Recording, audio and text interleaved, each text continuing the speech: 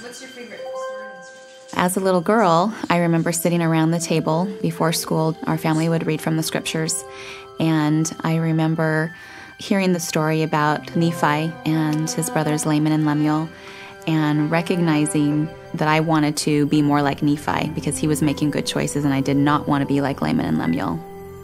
I attended seminary, and that got me in that routine of reading from the scriptures on a daily basis.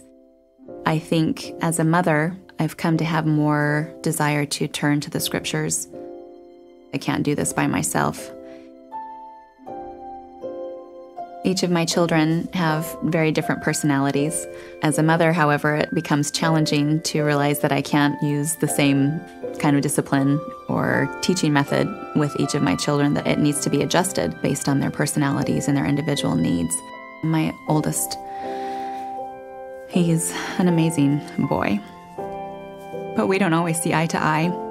And I was discouraged with my relationship with him, and I wanted it to be just a greater sense of love between the two of us, and maybe not so, butting heads.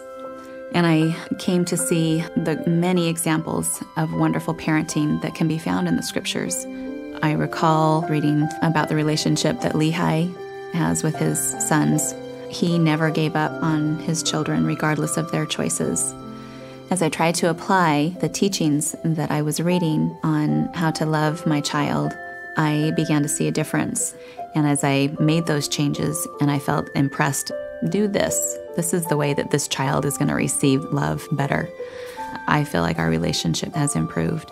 And that for me is so important in my role as a mother, because then that child will be more accepting of the teachings that I have for him.